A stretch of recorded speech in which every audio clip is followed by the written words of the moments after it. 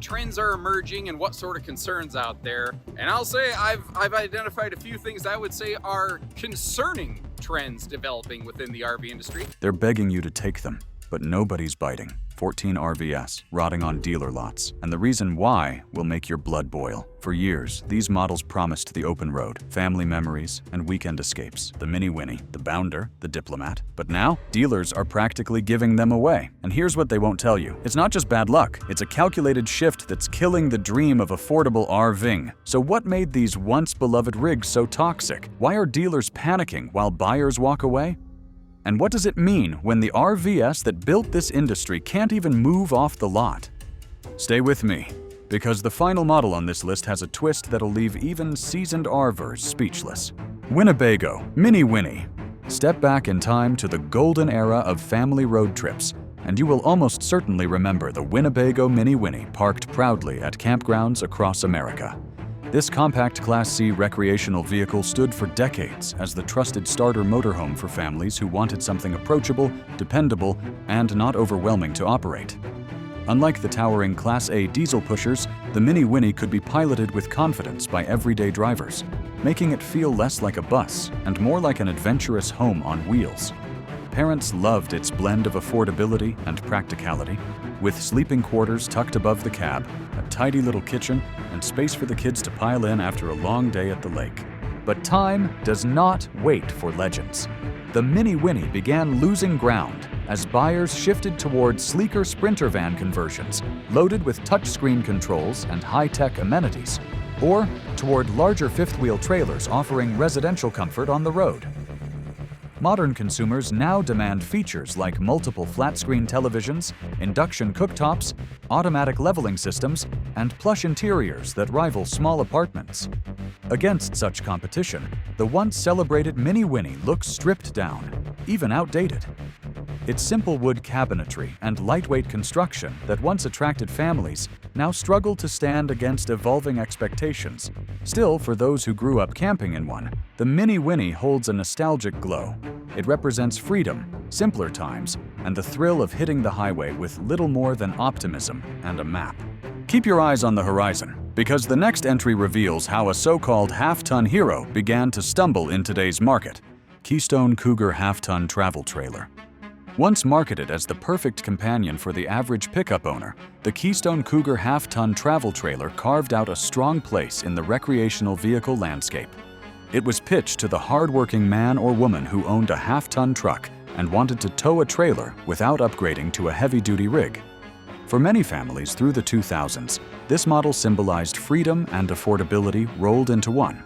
It delivered comfortable sleeping arrangements, compact kitchens, and functional bathrooms, all wrapped in a design that could follow a family from coast to coast without demanding too much from the tow vehicle. However, times have changed. Modern half-ton pickups are far more powerful than their predecessors, capable of towing larger and heavier trailers without breaking a sweat. With that evolution, consumers began bypassing the Cougar half-ton in favor of full-size fifth wheels loaded with luxury features. While the Cougar half-ton offered practicality, it could not keep up with the residential-style interiors, automatic leveling systems, and spacious layouts that competitors provided. Buyers who once viewed the Cougar as an affordable step-up from tent camping now see it as a compromise, falling short in technology and comfort. Despite its dependable reputation and long run in the industry, this model is fading fast from dealer lots. It remains a reminder of a time when lightweight travel trailers filled a vital gap. But in today's market, the appetite for more space and more convenience is undeniable. Stay tuned, because our next entry exposes how a once prestigious fifth wheel found itself quietly slipping into obscurity. If you're enjoying this countdown so far, hit that subscribe button and drop a comment with the RV you think should never disappear. Your opinion might spark the biggest conversation yet. Jayco Eagle Fifth Wheel. For many years, the Jayco Eagle Fifth Wheel was a symbol of middle-class pride rolling down American highways. It stood as a bridge between affordable travel trailers and the premium luxury rigs that only a select few could justify. Introduced decades ago and refined through the 2000 era, the Eagle carried a reputation for balance. Not too large, not too small, and priced so that a hard-working family could stretch their budget and still feel like they owned something special. Inside, The model offered solid cabinetry, residential-style kitchens, and dependable sleeping quarters that allowed generations of campers to create lasting memories on long summer trips. But the modern recreational vehicle market has shifted in dramatic ways. As buyers lean toward the top-of-the-line Jayco Pinnacle or the equally admired Jayco North Point, the Eagle has slowly lost its spotlight. Consumers crave bigger layouts, high-definition entertainment systems, whisper-quiet heating and cooling, and amenities that rival modern apartments. Against such expectations, the once proud Eagle now feels caught in the middle. It is no longer the budget champion, and it fails to outshine the higher-end choices. Dealers who once relied on steady Eagle sales now see it move sluggishly, overshadowed by models offering more prestige. What remains is a name that still sparks nostalgia, but struggles to inspire new loyalty. The Jayco Eagle fifth wheel may not vanish overnight, but its role has clearly diminished. It represents a changing industry where good enough no longer sells. Keep watching, because the next chapter uncovers a Class A motorhome that promised greatness but could not weather the storm of progress. Thor Hurricane. There was a time when the Thor Hurricane stood tall as the budget-friendly gateway into the world of Class A motorhomes. Built to give first-time buyers the thrill of piloting a full-sized coach without draining their life savings, it offered an approachable price tag alongside the prestige of owning a genuine motorhome. Families who wanted the big rig experience but lacked the funds for a diesel pusher often turned to the Hurricane as their solution. With sleeping space for multiple passengers, a functional kitchen, and plenty of overhead storage, it delivered just enough comfort to make vacations on the open road feel exciting and memorable. Yet as the years passed, the Hurricane's reputation began to fade. Consumers became more demanding, expecting upgraded interiors, advanced electronic control systems, and quiet, dependable drivetrains. Competitors in the same price bracket began offering luxury touches that made the Hurricane feel plain. Reports of cheaper materials and outdated floor plans did not help its case either. Shoppers increasingly skipped over this model in favor of higher quality alternatives that better balanced affordability and refinement. What once felt like a clever entry-level decision soon came to be viewed as a compromise too many buyers were unwilling to make. Today, the Thor Hurricane remains on the road, but its influence has diminished greatly. It is remembered fondly by those who started their adventures behind its wheel, yet its decline illustrates how quickly the recreational vehicle market moves forward. Get ready, because the next spotlight shines on a legendary name that once ruled highways but now struggles to hold on to its former glory: Fleetwood Bounder. Among the long list of motorhomes that defined American road travel, few names carry as much weight as the Fleetwood Bounder. First rolling off assembly lines in the 1980s, it quickly became one of the most recognized Class A motorhomes in the country. For families looking to stretch out on extended trips, the Bounder offered spacious interiors, real residential amenities, and a price tag that felt attainable compared to ultra-luxury diesel pushers. It was often the choice for cross-country adventures, with kids piled into the back, parents at the wheel, and memories being made at every rest stop along the way. The Bounder's greatest strength was always its practicality. It delivered a comfortable ride, plenty of storage, and dependable components that gave buyers confidence. Yet, as decades passed, the recreational vehicle market evolved with lightning speed. Consumers began demanding advanced climate systems, slide-outs that transformed living space, smart home-style electronics, and interiors that looked more like upscale condos. Against those expectations, the Bounder began to appear dated, even when new model years arrived. While the name still carried recognition, younger buyers often overlooked it in favor of brands pushing modern designs and digital convenience. Today, the Fleetwood Bounder remains available, but sales have slowed dramatically. Nostalgia keeps it alive, but nostalgia alone cannot guarantee survival in a market where innovation and flash drive demand. The Bounder is a classic, but classics can fade when expectations outgrow tradition. And now, prepare yourself, because the next chapter highlights a hybrid camper that tried something different, yet never managed to secure a lasting audience. Forest River Rockwood Roo. In the crowded world of towable recreational vehicles, the Forest River Rockwood Roo tried to carve its niche by being something different. This hybrid travel trailer blended the lightweight design of a conventional towable with fold-out tent-style sleeping quarters that popped from the sides. At first glance, it seemed like the perfect solution for families moving up from tent camping, but not quite ready to invest in a large fifth wheel or luxury trailer. With the Roo, you could tow with a mid-sized truck or sport utility vehicle, set up camp quickly, and still enjoy the sensation of sleeping closer to the outdoors. For a time, this clever balance made sense. In the early 2000 era, the Rockwood Roo gained popularity among weekend campers who valued affordability and flexibility. Unfortunately, convenience only goes so far, and consumer expectations kept climbing. Buyers discovered that folding canvas sides were prone to leaks, offered little insulation against cold or heat, and demanded more upkeep than fully enclosed walls. Families who once admired the Roo's simplicity began drifting toward hard-sided trailers that promised more durability, better climate control, and interiors that felt less like a compromise. Today, the Rockwood Roo struggles to capture the interest of a new generation of campers. While loyal fans remain, many shoppers see it as outdated compared to streamlined alternatives. It stands as proof that innovation alone cannot guarantee lasting success when comfort and practicality dominate modern choices. Do not go anywhere, because the next segment takes us into the world of diesel pushers, where one luxury motorhome found itself stuck in the shadows of its own siblings, Newmar Ventana. When talking about motorhomes that once promised to bridge the gap between affordability and true luxury, the Newmar Ventana often comes up. Introduced as a diesel pusher that sat comfortably between the entry-level offerings and the ultra-premium Dutch Star, it attempted to capture buyers who wanted refinement without fully committing to the highest price tags. For years, it found steady success, offering polished interiors, slide-out expansions, and Newmar's trademark build quality. Owners appreciated the solid cabinetry, the whisper quiet ride, and the feeling of stepping into something that was clearly designed to last. Yet despite its strengths, the Ventana has always been caught in an awkward middle ground.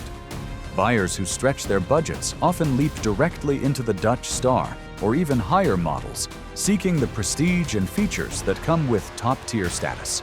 On the opposite end, value-driven customers lean toward smaller coaches that cost significantly less but still deliver the essential comforts. As a result, the Ventana is frequently overlooked, neither inexpensive enough to win over budget shoppers nor lavish enough to dominate the luxury conversation.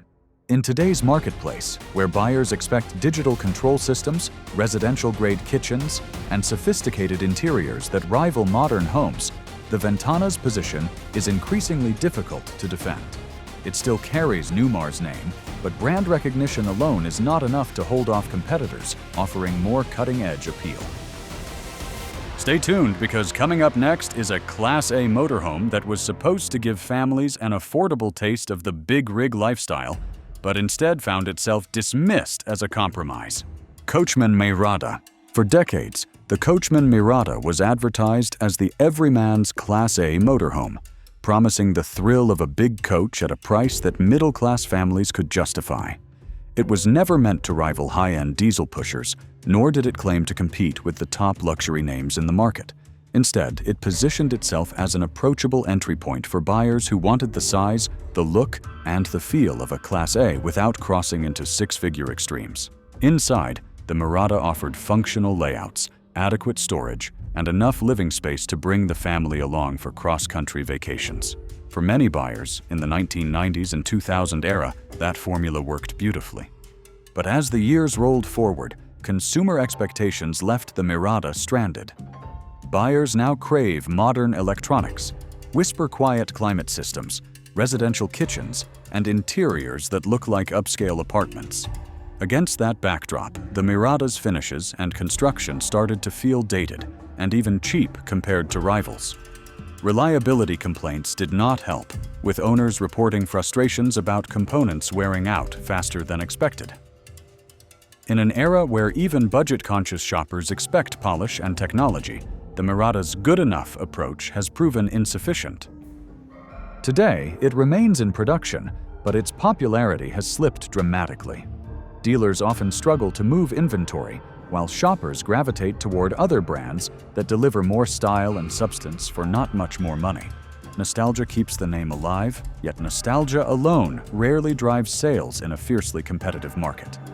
Do not change the channel, because next up we are diving into a once luxurious diesel coach that shined brightly before eventually fading into the background. Monaco Diplomat. Among the once revered luxury diesel motorhomes, the Monaco Diplomat held a reputation that many owners wore like a badge of honor. Launched as part of Monaco's ambitious lineup in the 1990s, it became a household name in campgrounds across America. The Diplomat delivered the prestige of a high-end coach without carrying the astronomical price of the top-tier Monaco Signature or Executive. Families and retirees loved the power of its diesel engines, the spacious slide-outs, and the carefully crafted interiors that blended elegance with functionality. For years, it symbolized achievement, a rig that could conquer long highways while turning heads at every campground stop.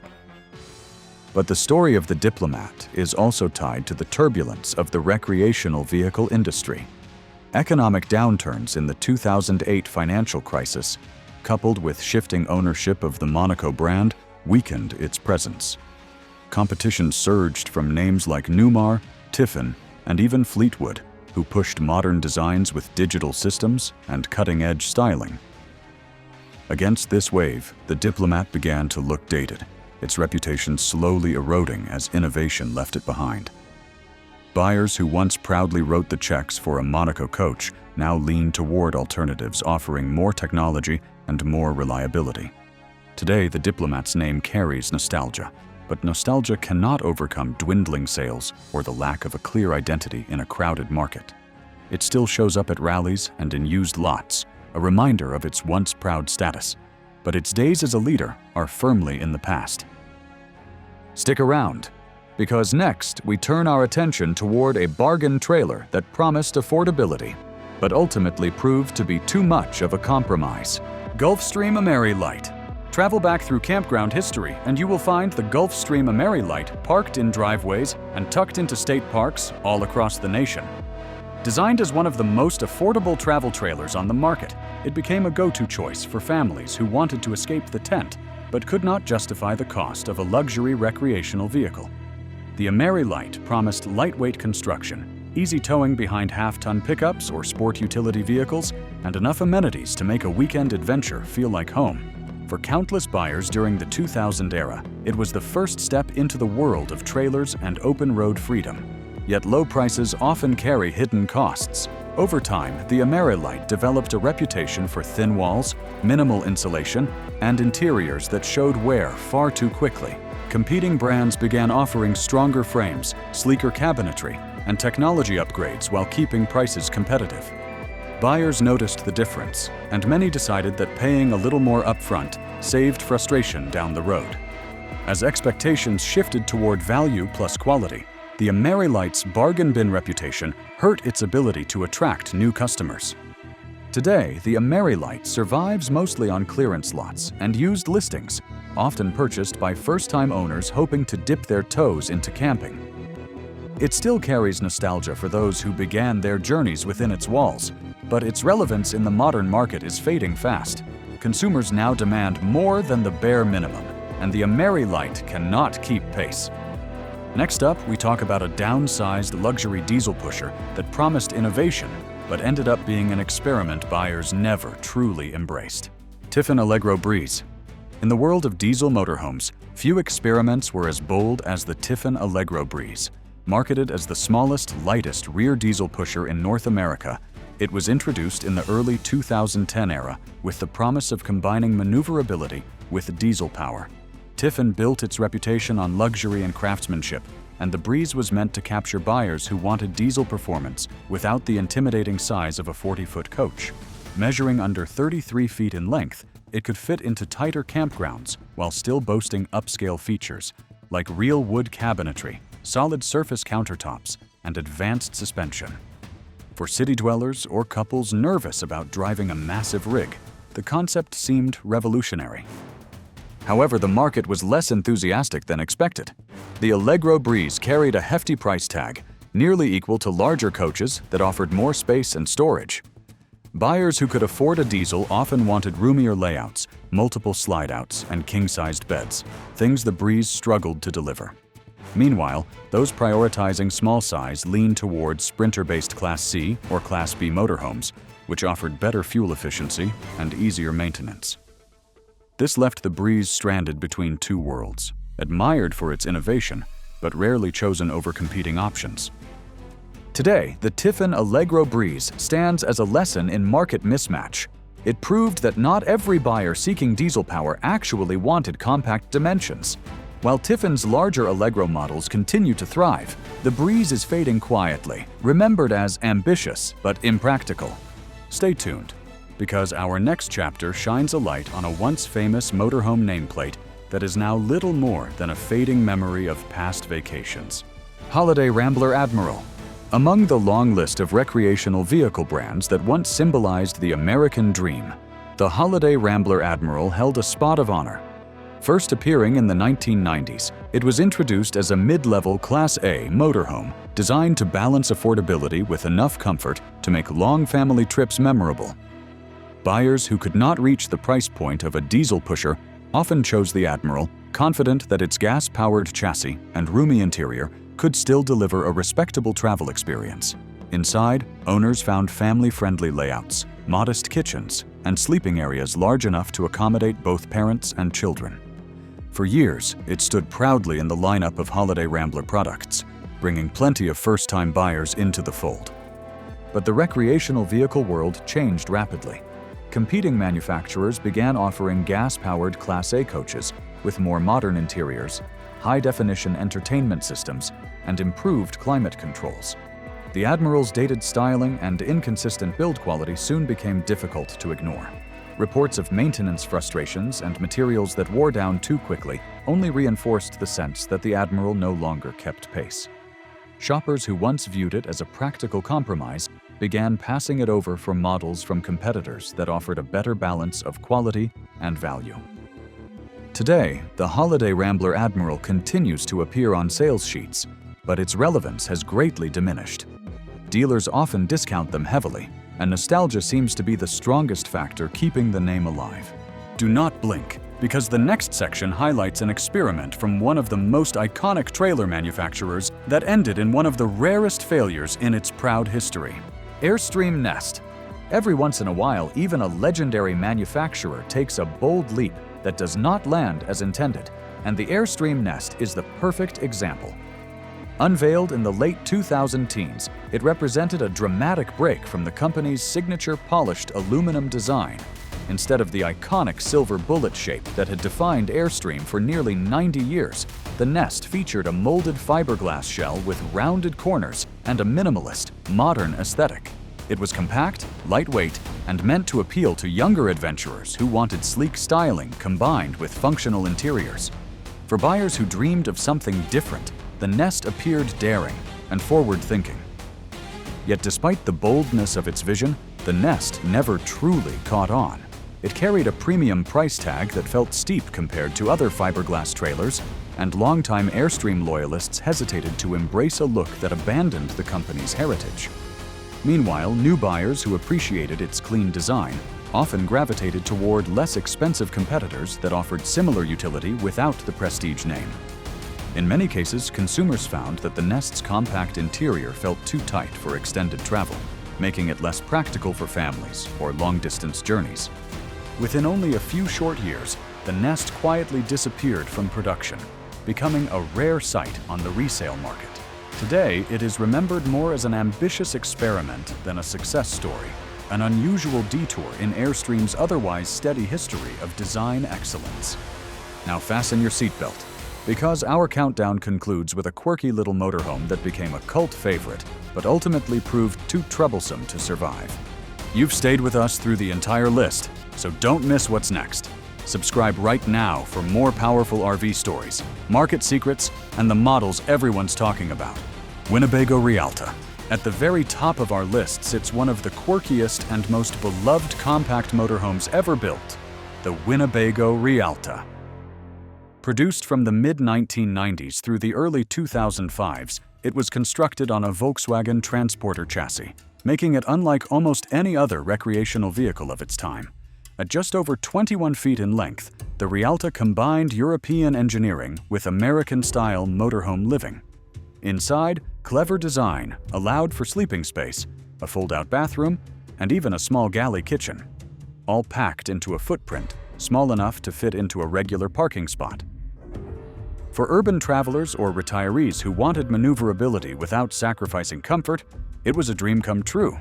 However, what made the Rialta unique also became its downfall. The Volkswagen drivetrain proved costly and difficult to service in the United States, with parts availability shrinking year after year. Mechanics familiar with the platform were hard to find, leaving many owners stranded with repair headaches. As expectations for power, climate control, and technology advanced, the Rialta's modest features began to look dated. It lacked the towing capacity, interior space, and modern amenities that newer buyers demanded. Slowly, it slipped into cult classic status rather than mainstream success. Today, the Winnebago Rialta is no longer in production, but it enjoys a loyal following among enthusiasts who cherish its charm. Spotting one on the highway is rare, yet it always turns heads. Its extinction reflects how niche ideas, no matter how creative, sometimes cannot survive the relentless demands of the recreational vehicle market. And there you have it. 14 RVs dealers can't move, no matter how hard they try. Some you saw coming, others probably shocked you. But they all prove the RV industry is changing fast and leaving these models behind. If this opened your eyes, smash that like button, drop a comment with the RV you think deserved better, and subscribe right now, because what's coming next will expose even more truth about where RVing is really headed.